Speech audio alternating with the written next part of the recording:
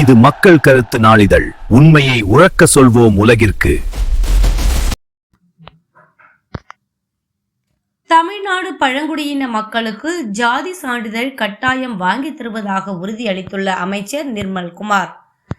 முதல்வர் ஜோசப் விஜய் தமிழக வெற்றிக் கழகம் ஆரம்பித்தது முதல் ஆதரவு தெரிவித்த பழங்குடியினர் மக்களுக்கு மதுரை திருப்பரங்குன்றம் தொகுதியில் போட்டியிட்ட நிர்மல்குமார் அவர்கள் பழங்குடியின மக்களுக்காக ஜாதி சான்றிதழ் வாங்கி தருவதாக வாக்குறுதி அளித்தார். அதனைத் தொடர்ந்து திருப்பரங்குன்றம் சட்டமன்ற தொகுதியில் வெற்றி பெற்ற மின்சாரம் மற்றும் சட்டத்துறை அமைச்சரான CTR நிர்மல்குமார் அவர்களுக்கு வரவேற்பு நிகழ்ச்சி மதுரை மாவட்டம் திருப்பரங்குன்றம் பகுதியில் உள்ள தனியார் மகாலில் தமிழ்நாடு பழங்குடியின மக்கள் இயக்கம் சார்பாக நடைபெற்றது. இந்த நிகழ்ச்சியில் தமிழ்நாடு அனைத்து பழங்குடியினர் பேரியக்கம் மாநில தலைவர் மகேஸ்வரி, ஆசிரியர் ராஜாங்கம் மற்றும் பழங்குடியினர் ஏராளமானோர் கலந்து கொண்டு அவருக்கு பூரண கும்ப மரியாதை அளித்து உற்சாக வரவேற்பு அளித்தனர். தொடர்ந்து பேசிய அமைச்சர் நிர்மல்குமார், இந்த வெற்றிக்கு முக்கிய காரணம் பழங்குடியின மக்கள்தான். எனவே வாக்குறுதியில் கூறியபடி தமிழகத்தில் வசிக்கும் அனைத்து பழங்குடியினர் மக்களுக்கு உறுதியாக ஜாதி சான்றிதழ் பெற்று தருவதாக உறுதியளித்தார்.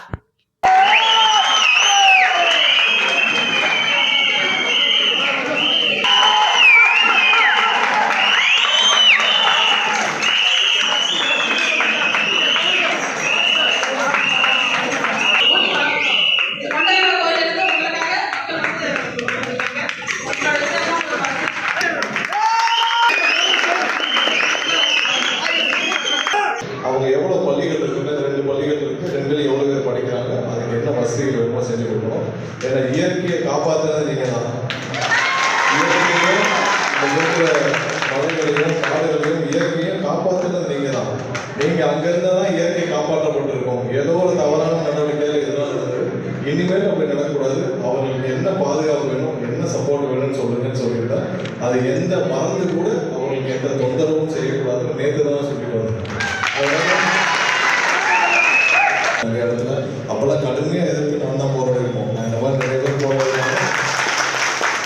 நாட்டுக்கு ஆபரேஷன் இந்த பேரில் ஞானகிரி மலைகள் நிறைய மலைகளில் நிறைய இந்த மாதிரி பழங்குடியினர் வெளியேற்றுறது தான் நாங்கள். அதனால் உங்களை பற்றின பிரச்சனைகள் என்னென்னு தெரியும். நீங்கள் தான் இயற்கையை காப்பாற்றிட்டு இருந்தீங்க. இனிமேல் அந்த மாதிரி எந்த தொந்தரவும் தமிழ்நாடு எல்லா இடத்துலையும் இந்த பிரச்சனை இருக்குன்னு சொன்னாங்க. அது கண்டிப்பாக எல்லாருக்கும் அந்த இன்ஸ்ட்ரக்ஷன் போயிருக்கும். கண்டிப்பாக ஜாதி சான்றிதழ் யார் யாரும் கொடுக்கலன்னா கொடுங்க.